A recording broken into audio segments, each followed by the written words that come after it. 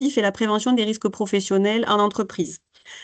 C'est un plan qui est piloté par la DREETS au niveau régional et il s'agit en fait d'un travail partenarial avec les partenaires sociaux et des préventeurs tels que la CARSAT, la MSA, l'ARACT, etc., afin donc de favoriser la prévention des risques professionnels. Parmi les actions menées, nous avons certaines cibles prioritaires et notamment les jeunes en formation professionnelle. Et nous avons des actions également prioritaires dans le cadre notamment de la santé au travail des femmes et la prévention des violences sexistes et sexuelles au travail font partie des actions qui sont menées de manière coordonnée, partenariale depuis plusieurs années dans la région Occitanie. Il s'agit donc aussi de s'intéresser au public jeune sur ce risque en particulier, car nous avons fait le constat d'un risque transversal qui a été rencontré dès l'entrée sur le marché du travail, notamment dès l'apprentissage, d'où une action qui a été menée en concertation avec la Direction régionale aux droits des femmes et à l'égalité pour créer des outils spécifiques et des sessions d'information et de sensibilisation avec un partenariat non mené avec l'association Une sur 5 qui fera l'essentiel de la présentation aujourd'hui et que je remercie. Je vais laisser la parole à Nicole Escassut pour compléter ce propos introductif. Simplement, je vous précise que les micros sont coupés et également les caméras pour les participants. Moi, je m'excuse, j'ai un problème technique, je ne peux pas faire fonctionner ma caméra cet après-midi. Mais vous pourrez poser toutes vos questions ou faire part de vos remarques, vos observations dans la partie conversation. Et ça sera repris en fin de présentation pour que l'on puisse répondre à vos questions. Je vous remercie. Bonjour à toutes et tous. Prévenir et combattre partout toutes les formes de violences sexistes et sexuelles, c'est un des objectifs que porte la Direction régionale aux droits des femmes et à l'égalité au nom de la ministre, au nom du préfet de région Occitanie, ici représentée par Fanny Mourati, à mes côtés, directrice régionale déléguée, et moi-même, directrice régionale.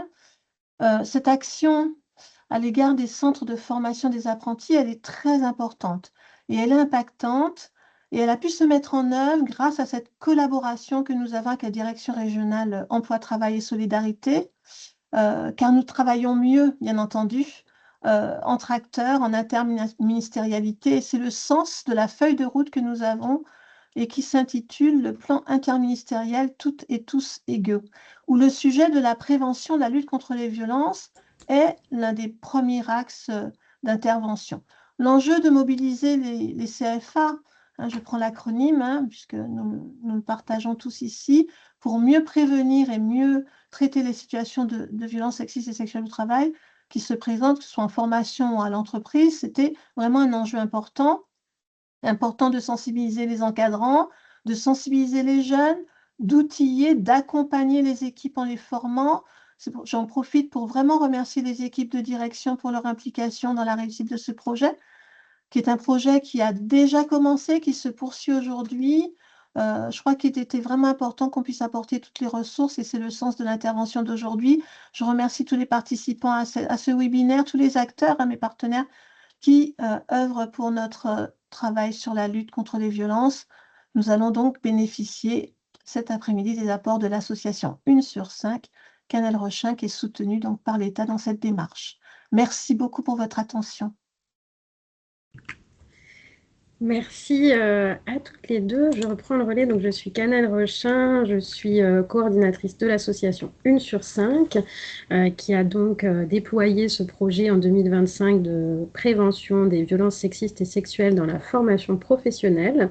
Vous dire quelques mots sur l'association Une sur 5.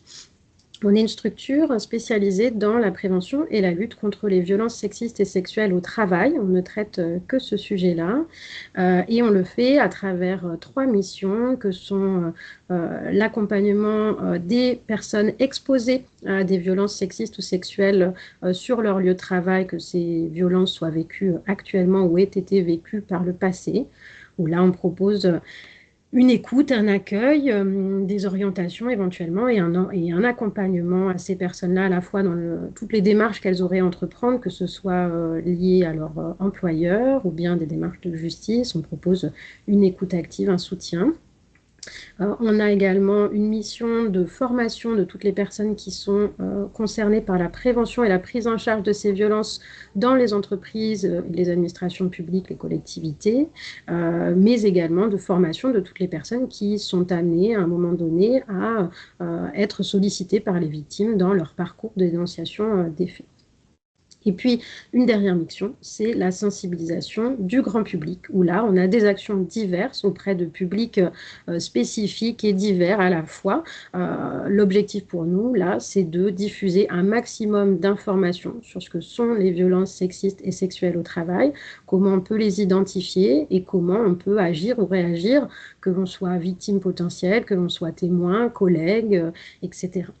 L'association s'appelle 1 sur 5 et c'est un petit chiffre que je vous donne en introduction.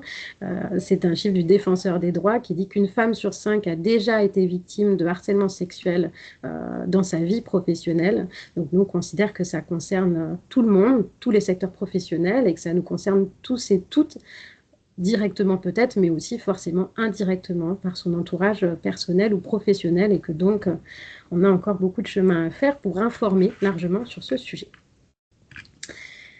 Le programme de ce webinaire, donc, que j'ai le plaisir d'animer, on l'a pensé autour des 3 questions auxquelles un certain nombre d'entre vous, et je vous remercie pour ça, ont bien voulu répondre, qu'on vous a transmis au préalable. 3 questions qui guident un petit peu notre heure ensemble sur le sujet des violences sexistes et sexuelles dans la formation professionnelle. D'abord, on vous a interrogé un peu sur les constats de départ. Pourquoi est-ce qu'on doit traiter ce sujet-là ? Donc, on va partir de ça. Ensuite, on regardera la question des outils. Donc, on vous a questionné sur quels sont les outils qui, selon vous, peuvent être mobilisés pour faciliter la mobilisation, justement, des organismes de la formation professionnelle. Et on vous présentera les outils que l'on a dans le cadre de cette action. Et puis, on s'interrogera sur les freins et les leviers pour mobiliser les organismes de la formation professionnelle et on vous présentera à la fois nos observations sur cette première année d'action, mais également les perspectives pour la suite, puisque c'est une action qui va se poursuivre en 2026. Donc, comme l'a dit Anne-Laure, n'hésitez pas dans la partie conversation à poser toutes les questions qui vous viennent par rapport à ces éléments. On aura un temps d'échange sur la fin de la présentation. Alors, pour cette première partie, l'idée, c'est de regarder un peu les constats de départ. Donc, on vous a demandé, selon vous, pourquoi il était important de traiter le sujet des violences sexistes et sexuelles dans la formation professionnelle. On va regarder un petit peu ce que vous nous avez répondu. Donc, déjà, pour un certain nombre d'entre vous, il s'agit en fait de la question de la responsabilité, qu'elle soit collective, et là j'entends peut-être une responsabilité morale, mais qu'elle soit aussi une responsabilité au regard de la loi et une responsabilité des entreprises, là aussi légale, de traiter ce sujet. C'est un premier élément. Ensuite, vous êtes placé du point de vue des apprentis et pour certains et certaines d'entre vous, vous nous avez indiqué que traiter ce sujet-là, c'est donner aux apprentis les réflexes pour identifier déjà des situations problématiques et savoir comment agir ou réagir.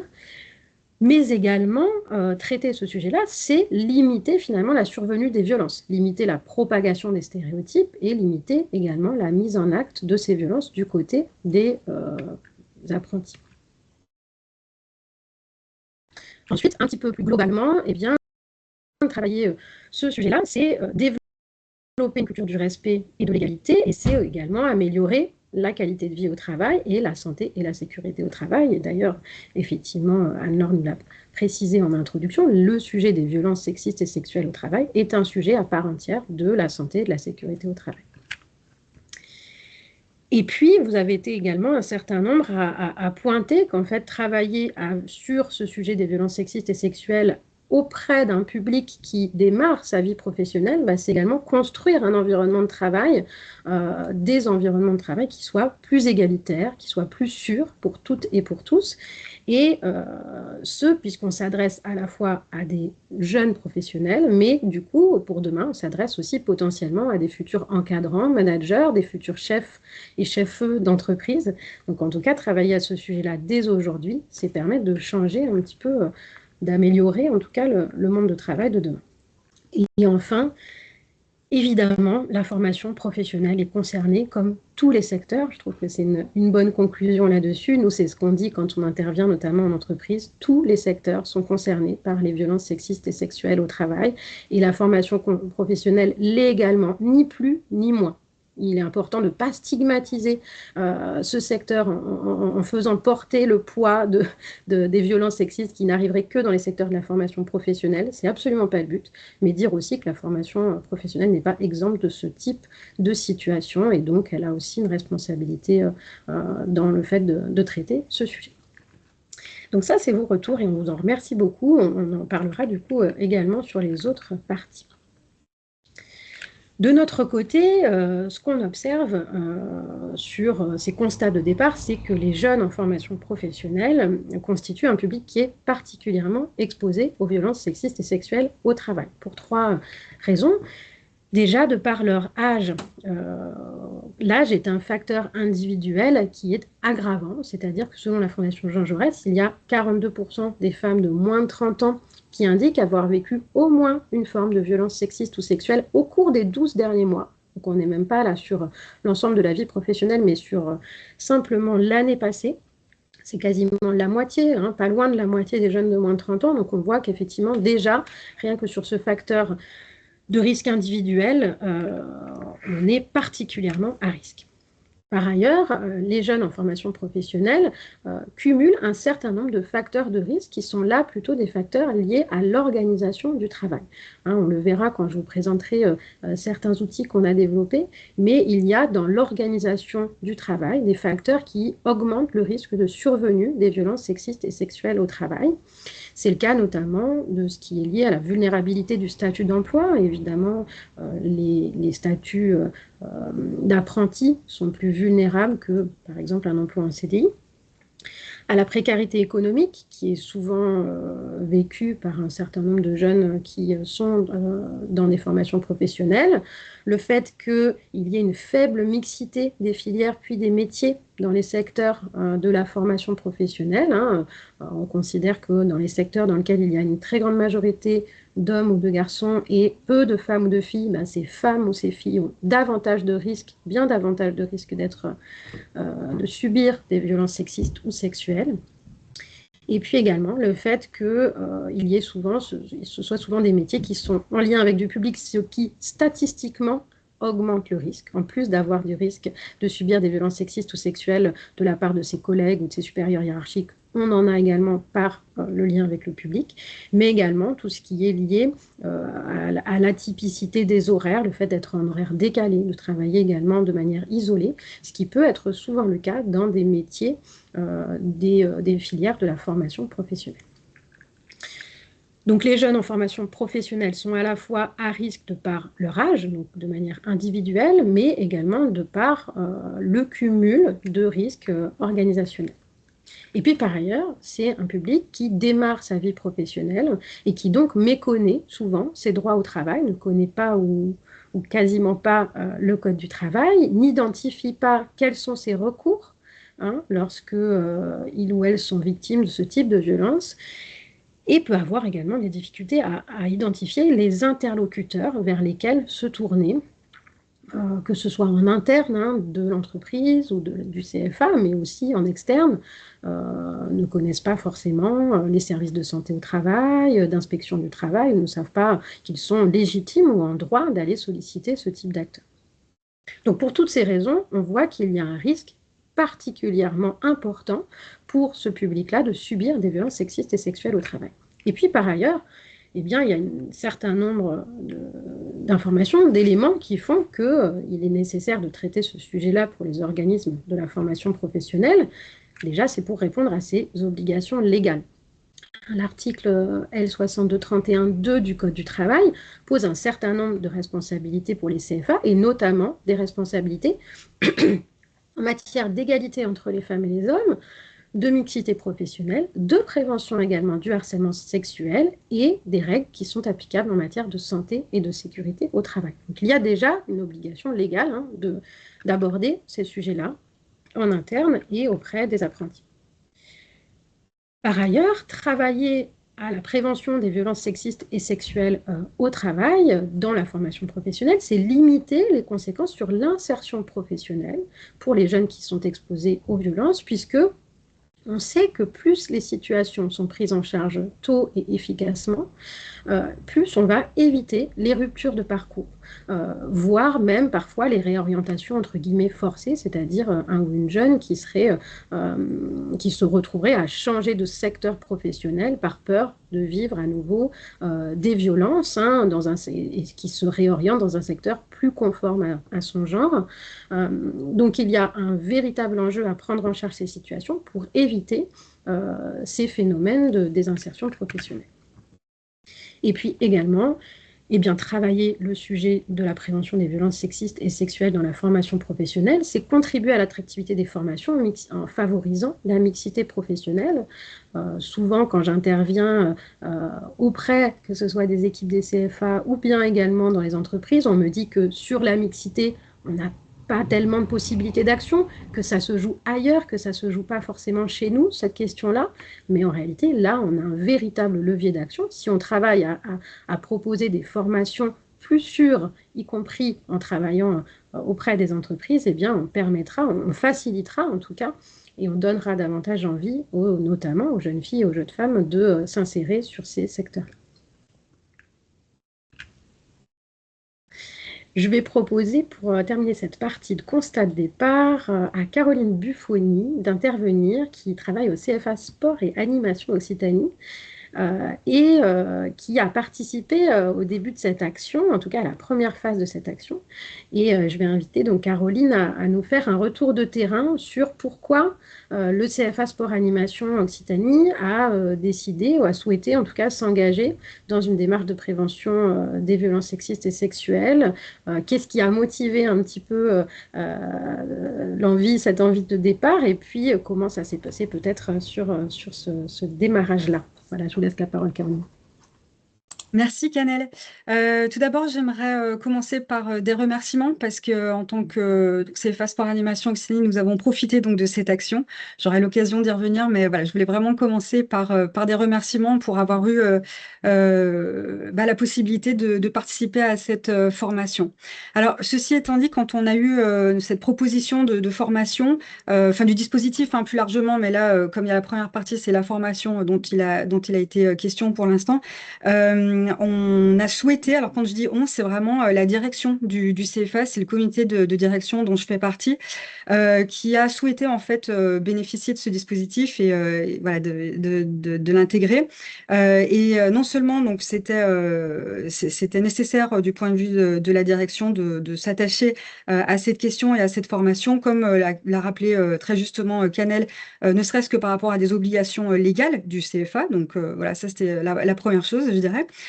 Et puis, en fait, quand on s'est positionné sur le dispositif, on a souhaité y intégrer. Alors moi, déjà, j'ai voulu en faire partie à plusieurs titres. Déjà parce que je suis responsable communication et innovation.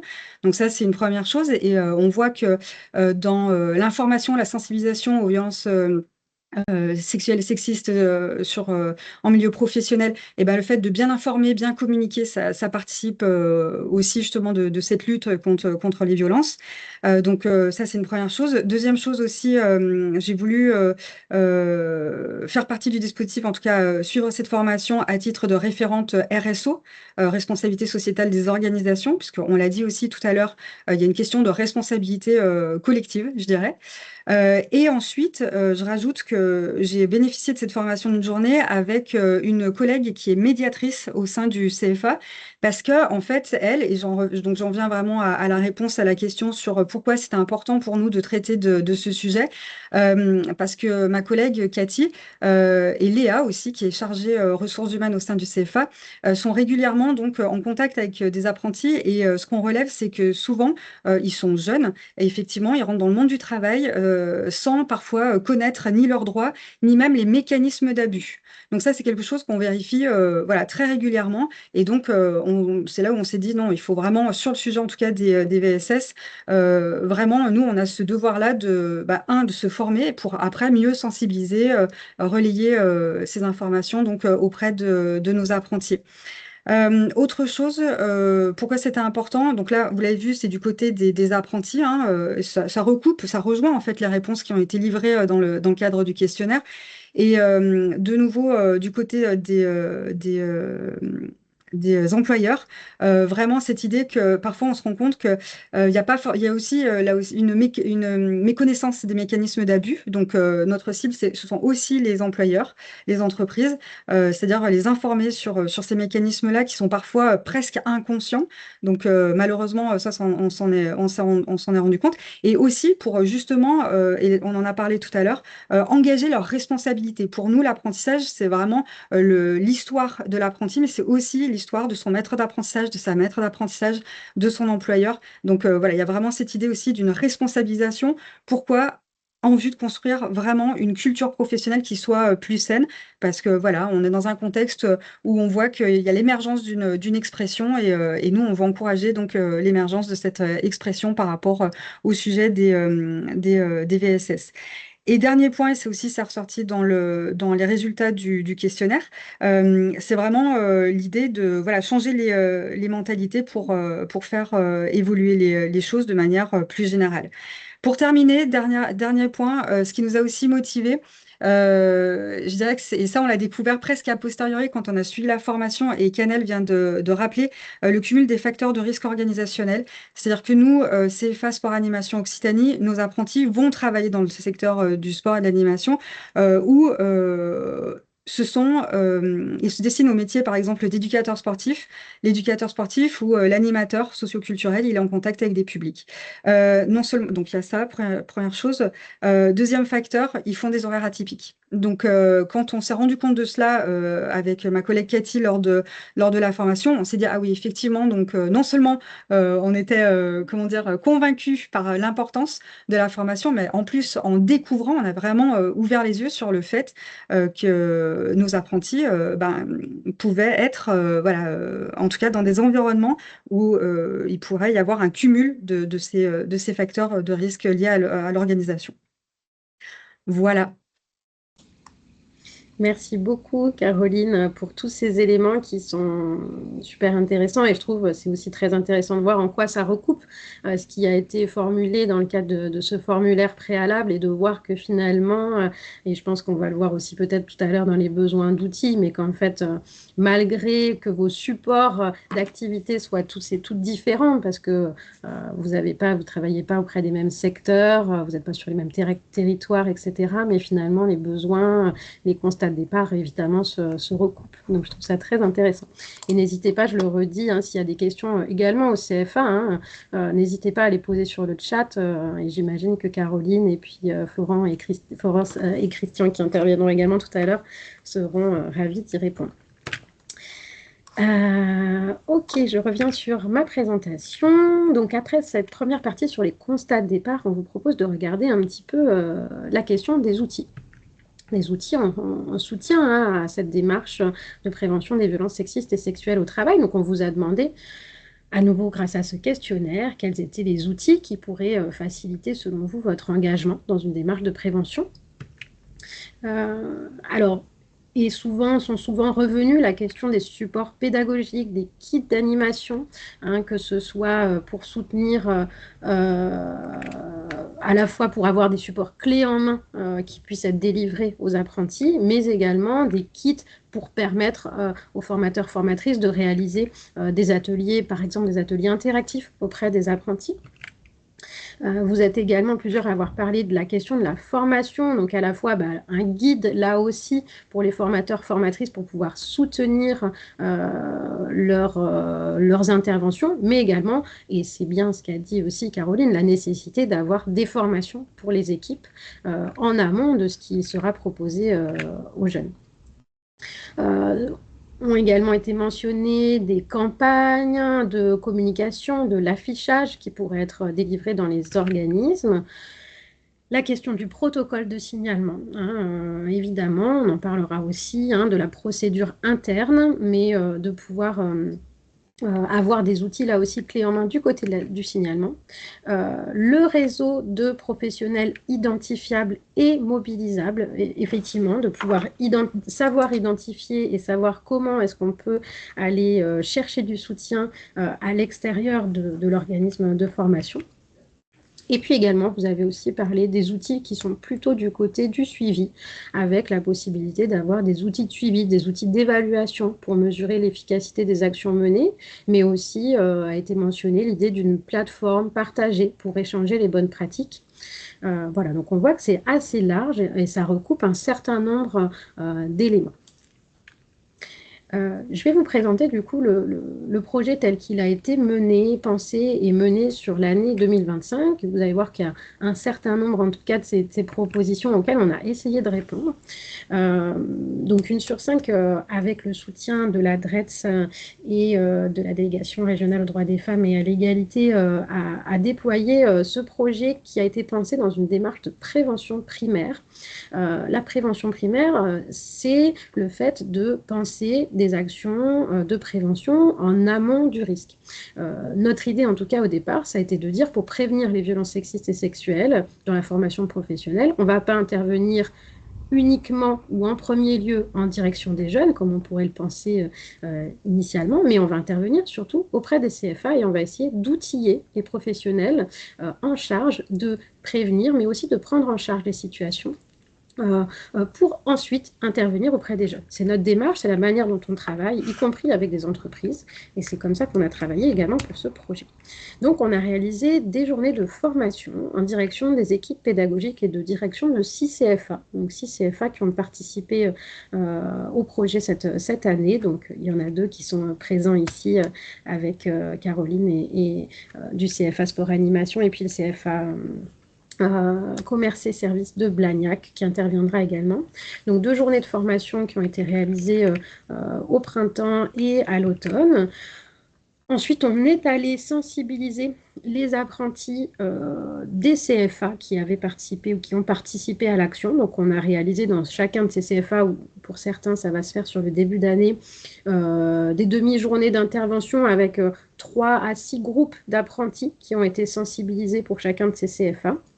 Donc avec des interventions interactives, hein, on n'est pas dans un format conférence, des interventions courtes et basées sur l'échange. On sait que c'est un sujet dans lequel il est important d'amener à la déconstruction d'un certain nombre d'idées reçues, d'un certain nombre de représentations. Donc c'est comme ça qu'on essaye de travailler en tout cas avec ce public-là, avec tous nos publics, mais particulièrement avec celui-ci. Et puis, on a aussi réalisé, en soutien à ces formations et ces sensibilisations, des outils qui visent à soutenir ces démarches pour diffuser de l'information au sein des organismes. Donc, je vais vous les présenter un petit peu plus en détail, mais on a créé un kit d'outils qui a été proposé à ces 6 CFA et qui vous est proposé également aujourd'hui. Donc ce kit, il contient 2 volets, on va dire, un volet plutôt en direction des professionnels. Donc là, on a créé 5 fiches que je vais vous présenter, hein, qui sont donc une fiche sur les chiffres et les facteurs de risque, une fiche sur les définitions des types de violences, qu'est-ce que ça recoupe, violences sexistes et sexuelles au travail, une autre sur les obligations des employeurs privés, une sur les responsabilités en matière de prévention des CFA, et puis une dernière sur l'accueil et l'orientation des victimes. En plus de ces fiches, donc là plutôt pour les professionnels, pour les équipes, on a également réalisé une brochure d'information qui est à destination, elle, des apprentis, ainsi qu'une affiche interactive qui vise à être proposée dans les locaux, affichée dans les locaux des organismes avec un QR code qui renvoie à de la ressource. L'ensemble de ces éléments, ils sont en téléchargement libre sur le site du PRST, donc je pense que le lien va vous être mis sur le chat, mais en tout cas, vous pouvez la retrouver quand vous allez sur le site du PRST Occitanie. Vous cherchez l'onglet « Nos outils » et ensuite vous cherchez la partie « Formation des jeunes » et vous arrivez sur la page qui vous permet de télécharger l'ensemble de ces outils. Donc je sors de ma présentation pour vous les présenter, ces outils, et j'y reviendrai. Donc, on a ces 5 fiches qui sont donc en direction plutôt des adultes, on va dire, hein, des professionnels, des équipes de direction et pédagogiques. Donc, on a une fiche sur les chiffres, alors qui vous présente, par exemple, comme on l'a dit, la question des facteurs de risque. Et effectivement, Caroline l'a souligné, hein, l'importance de regarder de ce côté-là et de sortir d'une vision uniquement individuelle, hein, des violences, et de dire c'est pas juste X qui agresse Y, mais en fait, il y a aussi une organisation de travail qui favorise la survenue de ces violences. Donc, vous avez des choses un petit peu de ce côté-là, et puis quelques chiffres qui vous permettent de comprendre un peu l'ampleur et des enjeux autour de ces violences.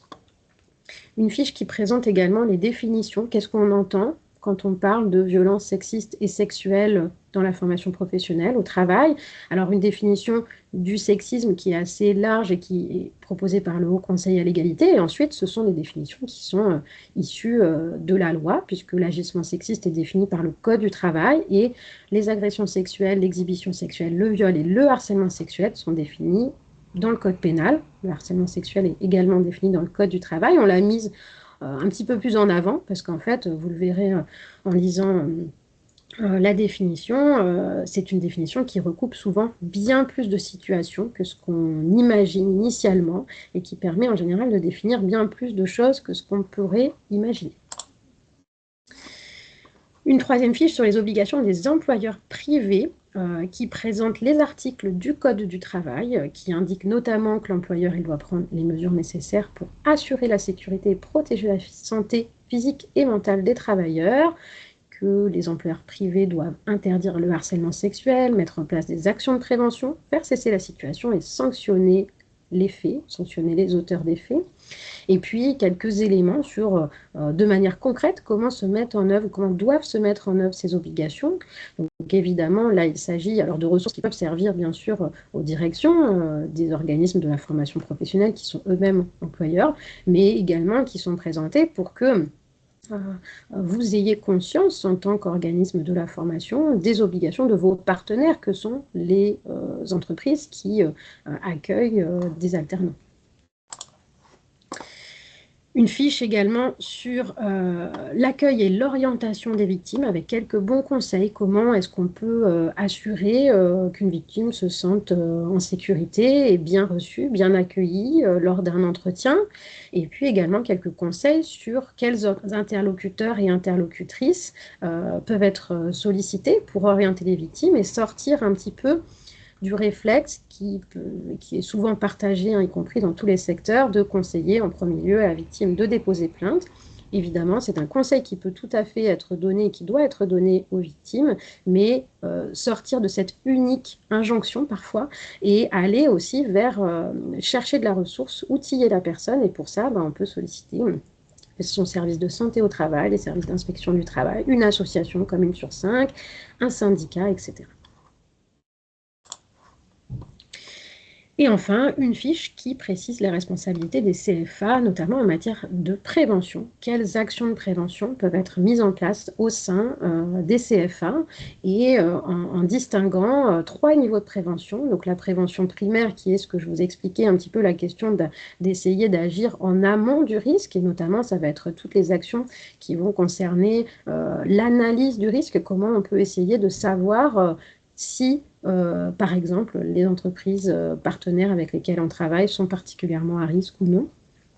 Les actions de prévention secondaire qui sont là plutôt les actions d'information et de sensibilisation du public.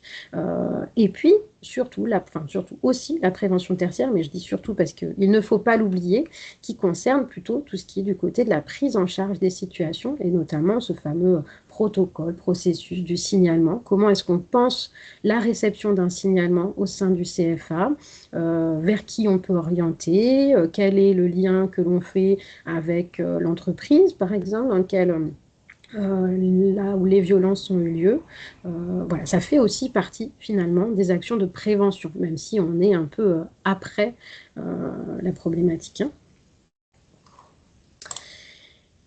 Et donc ensuite, donc ça c'était les fiches plutôt en direction des équipes, et on a ensuite 2 outils qui sont plutôt à destination, en tout cas qui sont faits pour être mis à disposition dans les organismes de formation. Donc on a une affiche qui indique avec un message assez facile à comprendre, on va dire, que si on est mal à l'aise, c'est qu'il y a un problème, hein, c'est un peu notre message, et qui indique quelques informations, évidemment, de manière extrêmement synthétique sur ce format-là d'affiche, mais quelques conseils vers qui on peut se tourner, et surtout qui présente un QR code qui renvoie vers un espace, donc on peut flasher avec son téléphone, et qui renvoie à une page Internet où il y a le lien vers la brochure que je vais vous présenter juste après, avec une information plus complète, le lien vers le site du PRST pour avoir tous les outils et avoir accès à d'autres ressources, et puis également le lien vers la page Internet de ressources d'une sur 5, sur lequel on a là aussi un certain nombre de conseils, d'éléments à disposition.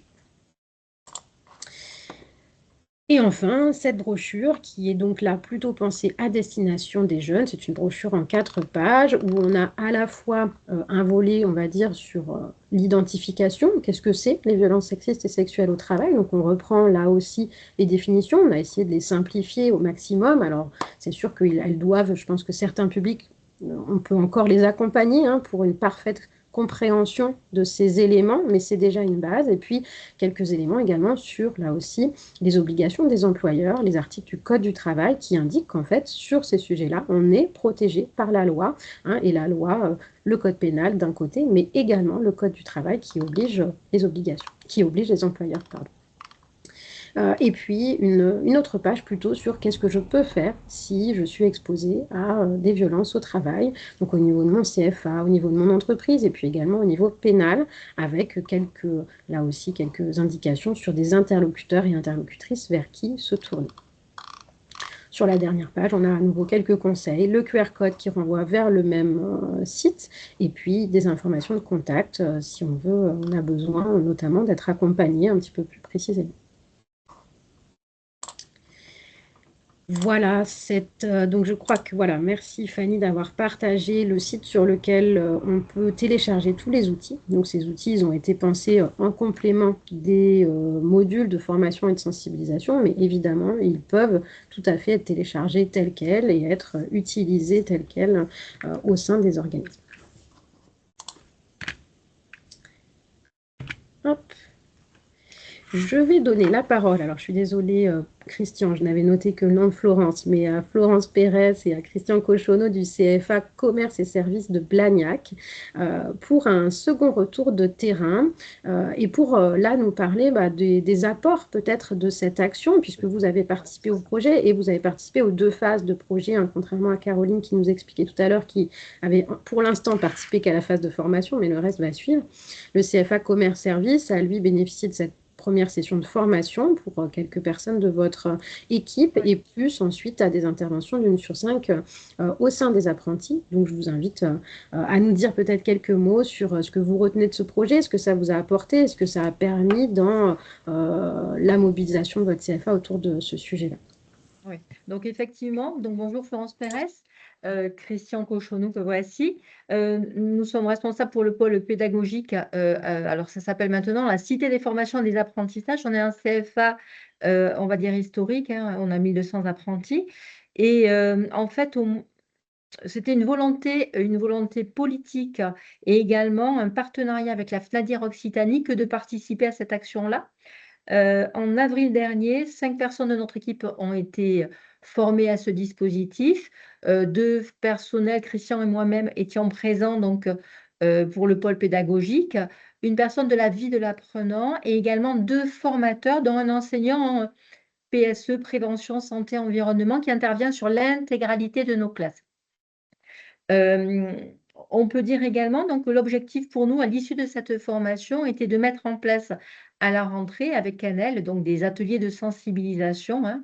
C'est comme ça que Canel a découvert nos apprentis. Alors, on avait plutôt ciblé des bas niveaux de qualification et d'un public jeune sur ces ateliers-là, sur les métiers de l'hôtellerie, de la restauration, sur les métiers du commerce et sur les métiers du service aux entreprises. Hein, voilà.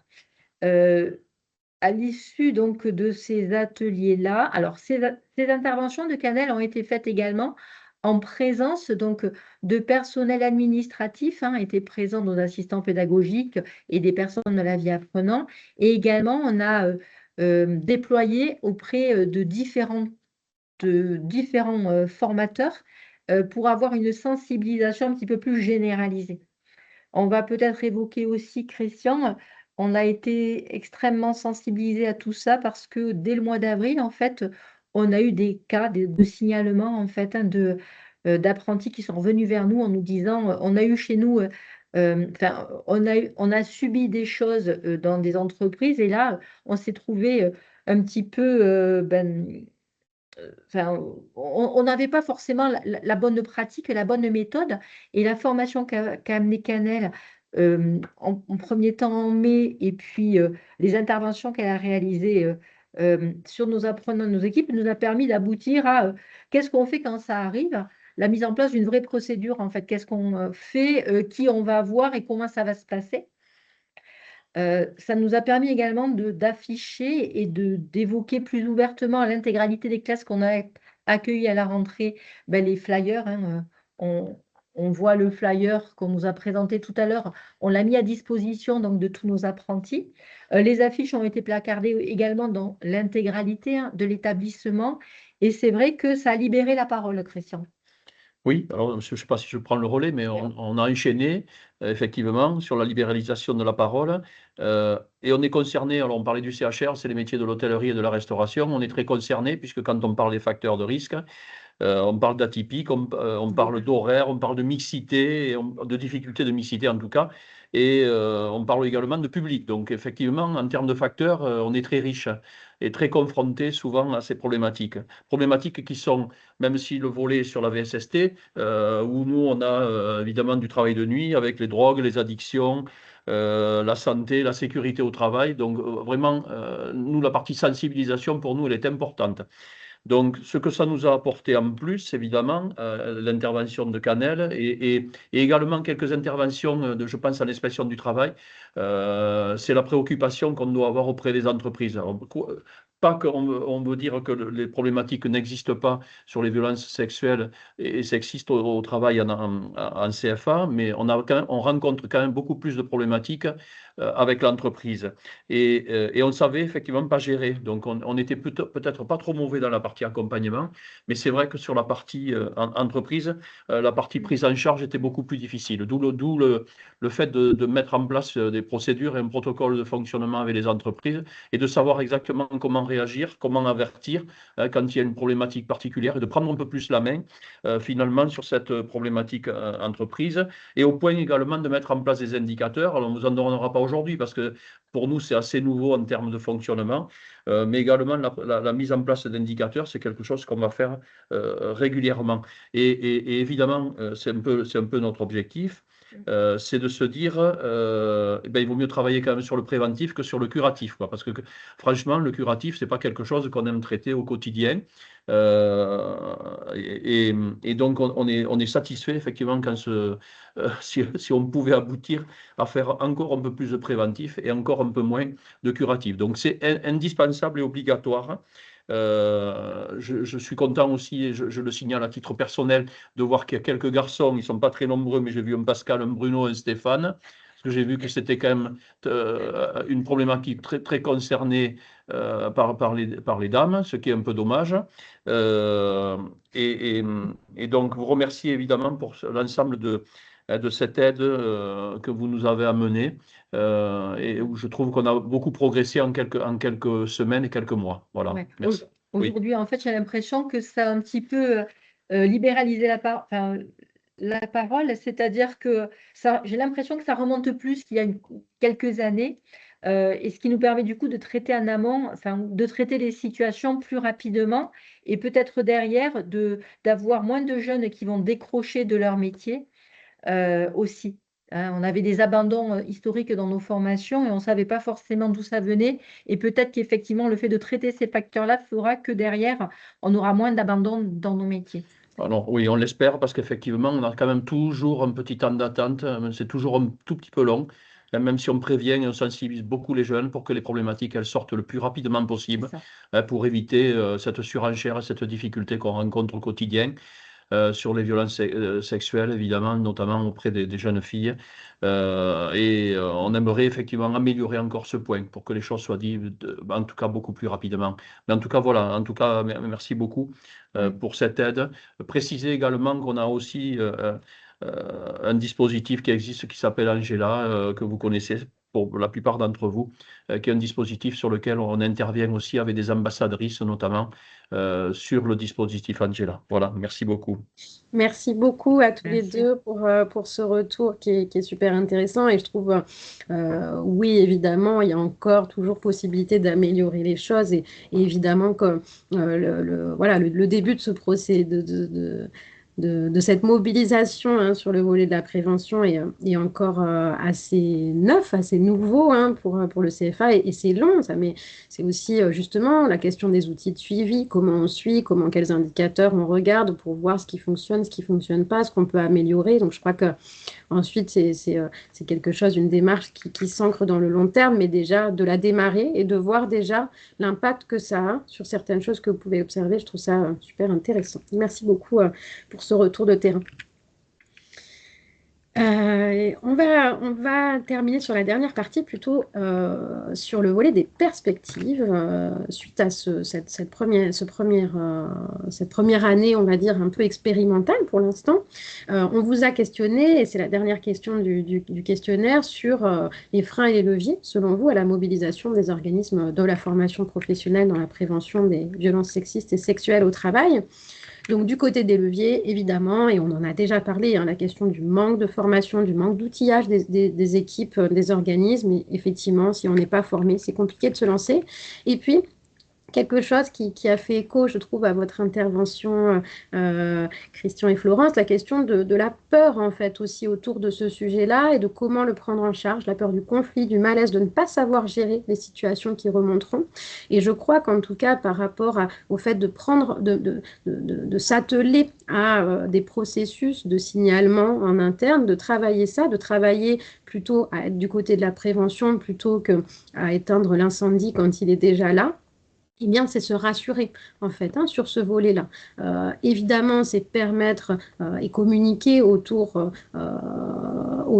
du fait que l'organisme prend en compte ce type de violence en direction des apprentis, mais je crois que c'est aussi se rassurer dans sa posture, que ce soit en tant qu'accompagnant du côté des apprentis dans les équipes pédagogiques ou bien du côté des équipes de direction, mais c'est se rassurer, et c'est ce qu'on voit aussi dans les entreprises, hein, quand on a pensé des outils, qu'on a pensé la prévention de manière générale, lorsque des situations arrivent, ça nous fait moins peur et on les aborde un petit peu plus sereinement. Dans les freins, on a, et voilà, ça se recoupe, hein, l'absence de procédure claire en interne, qui est un frein, et puis évidemment, quelque chose qui est ressorti à plusieurs reprises, hein, mais la question du manque de temps, à la fois dans les programmes sur le manque de temps pour faire des ateliers, etc., en direction en tout cas des apprentis, mais aussi le manque de temps plutôt dans l'organisation de travail au niveau du CFA, le fait que le sujet ne soit pas tellement prioritaire, ou qu'en tout cas, les CFA aient tellement de sujets à gérer que malheureusement, il faut choisir quoi, un petit peu. Donc évidemment, ça, c'est une réalité. Du côté des leviers, là, il y a des choses très intéressantes qui sont ressorties également, notamment la nécessité d'avoir un engagement et un soutien des branches professionnelles et des institutions, et y compris un soutien financier. On le sait, ça fait écho au point précédent, on n'a pas forcément de temps, on manque de ressources, en tout cas, qu'elles soient humaines, financières, de formation, pour travailler ces questions-là, et donc de pouvoir avoir du soutien de la part des branches et des institutions, ça permettrait de mieux se mobiliser. La question de la présence des femmes à des postes à responsabilité, ça a été évoqué par certaines d'entre vous. Est-ce que ça faciliterait l'engagement des CFA dans ce sujet, dans ces démarches-là? En tout cas, ça a été souligné. La question également de l'expression du vécu des victimes qui mettrait en lumière la nécessité de traiter ce sujet. Donc le fait de mettre en avant des témoignages, de donner à voir la réalité de ces violences qui ferait se rendre compte que oui, effectivement, il y a une vraie nécessité. Et c'est quelque chose, moi je peux observer notamment dans les formations, effectivement, de se dire quand on parle de réellement qu'est-ce que c'est, quels sont les impacts des violences, eh bien, on se rend compte que ah oui, peut-être qu'il y a quand même un enjeu plus important que ce qu'on imaginait au départ. Et puis un dernier élément qui a été souligné en tant que levier, c'est la possibilité de faire des partenariats avec des acteurs externes qui soient spécialisés de la question. Et effectivement, ça vient là aussi répondre à ce besoin de ressources, ce besoin d'outillage. Mais quand on peut aller chercher de la ressource à l'extérieur de l'organisme de formation, eh bien, ça facilite la mise en œuvre d'une démarche. Merci en tout cas à toutes les personnes à nouveau qui se sont prêtées au jeu de nous faire ces retours. Vous voyez que vous êtes assez nombreux à vous être connectés et on avait envie en tout cas de pouvoir avoir de l'interactivité. Ça nous semblait compliqué de l'avoir sur des interventions en direct avec un nombre important de personnes connectées, mais donc ça nous a permis d'avoir vos retours de terrain aussi, y compris sur des organismes qui n'ont pas participé à l'action et on vous en remercie beaucoup. Donc, nous, on vous présente également nos observations à l'issue de cette première année d'action, ou en tout cas les questionnements qu'on a pu avoir tout au long de l'action. Effectivement, cette question de la mobilisation, là aussi, on a bien remarqué que les ressources sont limitées, notamment en termes de temps, dans les programmes, dans l'organisation de travail. Et nous, on s'est questionné sur comment faciliter votre mobilisation dans des actions de prévention des violences sexistes et sexuelles au travail, la mobilisation de toutes les parties prenantes, y compris des équipes de direction qui sont sollicitées sur beaucoup de sujets, comme vous l'avez dit, et pour qui beaucoup de sujets sont prioritaires. Comment rendre ce sujet-là peut-être prioritaire ou en tout cas nécessaire. On s'est questionné également sur les canaux de communication qui pouvaient être mobilisés pour donner à voir cette action qui existe et donner envie de la rejoindre. Et puis, voilà, comment faire pour que l'engagement puisse se réaliser dans une démarche globale de prévention et pas sur de l'action ponctuelle. On s'est également interrogé sur la question de l'adaptation de la sensibilisation aux âges, puisque effectivement, dans vos organismes, il y a des disparités importantes entre des jeunes qui sont en première année de CAP et puis d'autres qui sont sur des formations supérieures. Eh bien, il y a des grands écarts sur l'âge, le niveau d'études, mais également le niveau de maturité, la capacité de concentration. Donc ça, c'est quelque chose qui nous a questionné et j'en profite pour répondre puisque je crois qu'il y avait une question à ce sujet sur le chat sur la durée des interventions. On avait initialement prévu des interventions qui duraient plutôt 1h30, puis on s'était dit que c'était beaucoup trop long, donc après on est parti sur des interventions plutôt de 30 minutes, et au final, sur les derniers CFA, on a proposé de moduler les interventions, c'est-à-dire d'avoir des interventions qui duraient environ 45 minutes, moins longtemps si on était sur un groupe, par exemple, de première année de CAP qui découvrait le sujet et qui n'avait pas forcément, qui aurait des difficultés à rester concentré sur ce sujet-là sans être dans la provocation, on va dire, sur des temps plus longs, et à la fois quand même pour des niveaux d'études plus élevés, de pouvoir avoir des temps un peu longs. Donc on propose en fait de moduler, mais on est autour de 1 heure à peu près, quoi. Et puis, la dernière questionnement, c'était voilà, comment permettre là aussi aux organismes de s'approprier les outils, d'être dans quelque chose au-delà de l'effet superficiel, du côté un peu one-shot, saupoudrage, mais de penser des plans d'action réellement qui soient inscrits dans la durée et qui soient intégrés dans des véritables projets d'établissement. C'est des questions, on n'a pas les réponses encore, on espère qu'on va construire ces réponses-là avec vous au fur et à mesure de l'évolution de ce projet. Donc ce projet qui se poursuit en 2026 et qui va se déployer au niveau régional sur 3 à 5 départements. Donc cette année, on l'a proposé à un niveau, on va dire, régional, c'est-à-dire qu'il y avait des établissements de toute la région. Et là, on va cibler des départements spécifiquement. Et sur chaque département, on proposera une journée de formation, donc inter-établissement, pour les équipes des CFA sur le même modèle que ce qui a été proposé cette année, mais là ce seront 2 à 3 CFA pour chaque département qui seront ciblés. Et puis, de la même manière, des ateliers de sensibilisation derrière qui suivront au sein de ces CFA qui auront participé aux formations. Donc, les sensibilisations viennent uniquement après la formation des équipes. Pour nous, c'est important. Ces deux phases-là sont indissociables.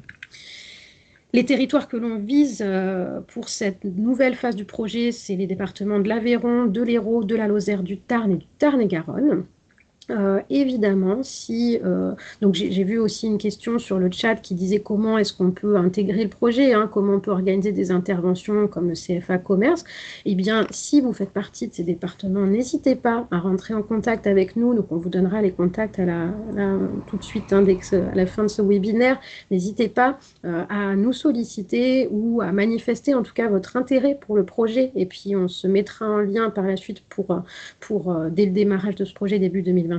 Et puis, si vous n'êtes pas sur l'un de ces territoires, évidemment, ça ne veut pas dire qu'on ne peut pas travailler sur la prévention des violences sexistes ou sexuelles au travail. Ça veut même dire qu'on peut travailler ensemble, mais il faudra voir s'il y a d'autres modalités. En tout cas, ça n'empêche pas. Il ne faut pas que ça vous empêche de porter des projets de manière plus individuelle, mais en tout cas, sur 2026, a priori, on sera sur ces territoires-là dans le cadre de ce projet, bien sûr. Voilà, on va peut-être, on est un petit peu, alors on a commencé avec 5 minutes de retard, donc on terminera peut-être avec 5 minutes de retard, mais on va laisser quelques minutes quand même. Il y a des questions là qui sont arrivées sur la fin. Je vais laisser la parole peut-être à Anne-Laure pour les poser.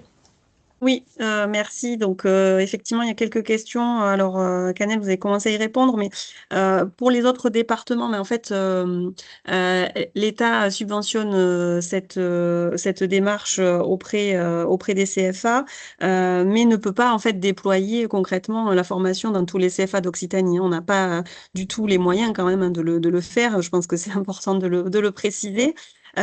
Pour autant, si un établissement souhaite porter cette démarche et n'est pas ciblé sur le département, les départements qui sont visés sur l'expérimentation de 2026 qui va se poursuivre, peut très bien se rapprocher de l'association 1 sur 5 pour voir s'il y a des choses qui peuvent être mises en place. Et déjà, dans un premier temps, prendre connaissance des outils qui vous ont été présentés, qui sont sur le site internet du PRST, et déjà essayer de se les approprier, de voir en interne ce qui peut être mené comme action auprès à la fois des équipes, auprès des apprentis et les messages qui peuvent être diffusés aux employeurs des apprentis que vous formez.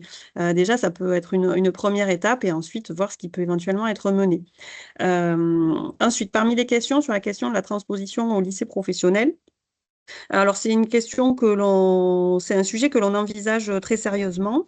Ça n'a pas encore été clairement défini parce que le projet 2026 n'est pas encore complètement finalisé.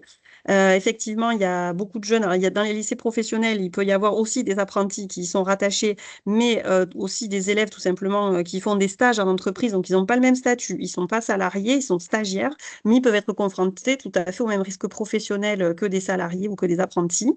Donc, c'est tous les outils qui sont disponibles peuvent être en tout cas utilisés dans les lycées professionnels pour faire une première phase de sensibilisation et des équipes et des jeunes, et ensuite voir si effectivement ils peuvent être intégrés dans la prochaine phase. C'est en cours de réflexion, ce n'est pas encore tranché.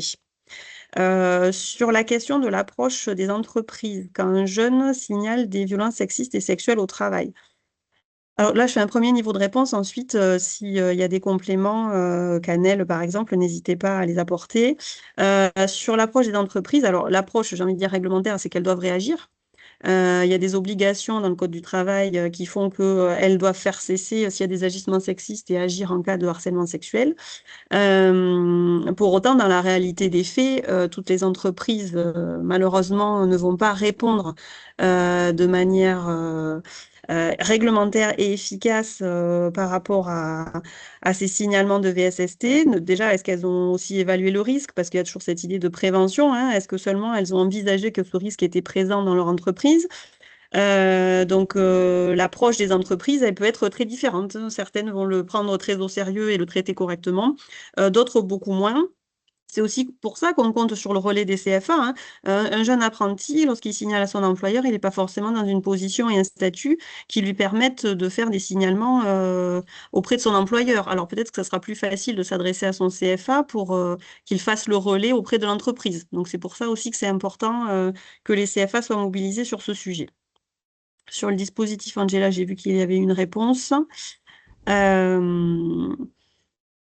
Et donc ensuite, les stagiaires de la formation continue, alors après, là, ça va dépendre aussi de leur âge, parce que la formation continue, c'est un peu différent. Ça s'adresse pas forcément, ce sont pas forcément des jeunes. Donc là, c'est à voir au cas par cas. Ça veut pas dire qu'ils sont exclus, mais notre cible prioritaire aujourd'hui, ce sont les jeunes en formation professionnelle, en particulier les apprentis, et on est en train de voir justement pour un élargissement vers les lycées professionnels. Je crois qu'il y avait une question aussi justement sur le public par rapport aux écoles de la deuxième chance, ou en tout cas aux organismes de la formation de manière générale. Je ne sais pas si la réponse là qui a été donnée concerne aussi les écoles de la deuxième chance. Ça dépend aussi de l'âge en fait Oui. des personnes qui sont dans ces dispositifs. Là, j'ai pas forcément l'information. En tout cas, je note la question parce que c'est pas un sujet jusqu'à présent, à ma connaissance, qui a été évoqué. Donc, je le note et je le soumettrai au groupe de travail qui travaille sur ce sujet, et savoir 16 à 25 ans. Ok, merci pour la précision. Donc, il rentre dans en tout cas, il rentre dans la cible jeune. Après, je vais me renseigner, je poserai la question au groupe de travail qui travaille sur ce sujet. Et de toute façon, je complète là-dessus, mais que ce soit pour les E2C ou bien pour les stagiaires de la formation continue, la question a été posée, peut-on contacter une sur 5? Vous pouvez de toute façon contacter une sur 5, que ce soit pour orienter des personnes qui vivent des violences, puisqu'on a un financement distinct pour l'accompagnement des personnes exposées aux violences sexistes ou sexuelles au travail. Donc là, peu importe le public, on peut accueillir et répondre aux demandes de l'ensemble des publics sur le volet accompagnement. Et ensuite, sur des volets plutôt d'accompagnement, on va dire, des équipes pour de la formation, des sensibilisations, des ateliers, etc. Bien là, ça peut aussi, même si ça ne rentre pas dans le cadre de ce projet avec du financement dédié, ça peut aussi être à discuter en interne pour voir si les organismes sont en capacité de mobiliser des financements pour faire intervenir. Mais en tout cas, vous pouvez dans tous les cas nous contacter. Je donne aussi la parole à Anne-Laure. Je crois qu'il y a Caroline qui voulait intervenir. Oui. Oui, merci. Je voulais juste poser une question. Est-ce qu'il existe, parce que donc on a bénéficié des fiches effectivement élaborées, j'aimerais savoir s'il existe une fiche qui recense une sorte de carte ou de liste qui recense les organisations, services sociaux, associations, cellules d'écoute, vers qui on peut éventuellement se tourner pour voilà, obtenir une aide au suivi, un suivi sécurisé des situations. Est-ce que ce document, il existe, il est envisagé? Voilà, c'est ça ma question. Alors, à ma Alors, connaissance, dans les départements, les délégations départementales aux droits des femmes et à l'égalité, je pense, doivent pouvoir vous fournir cette information, mais je parle sous le contrôle de Fanny Mourati et Nicole Escassut. Merci Anne-Laure. Je vais faire une réponse sous réserve. Néanmoins, effectivement, en personnes ressources dans les territoires, vous avez dans chaque département un ou une déléguée départementale aux droits des femmes et à l'égalité, représentante de l'État qui porte la politique publique des droits des femmes et dont bien sûr l'axe de prévention et de lutte contre les violences font partie de leur mission. Et le sujet des VSST ou en formation professionnelle est bien identifié. Donc, vous pouvez effectivement aussi prendre leur attache. Ce sont des personnes ressources en territoire qui pourront aussi vous orienter vers des acteurs qui pourront vous accompagner ou accompagner des situations. Merci.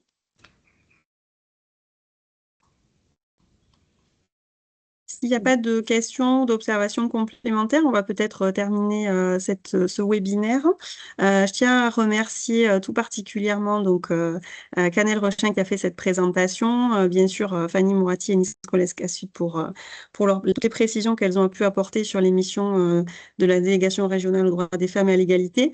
Et bien sûr, aux deux CFA qui ont accepté de témoigner. C'était très important pour nous d'avoir ces retours d'expérience par rapport à cette expérimentation pour voir si ça avait pu répondre à vos attentes et si ça avait pu permettre de lancer la dynamique dans vos établissements, ou en tout cas de la poursuivre si vous aviez démarré.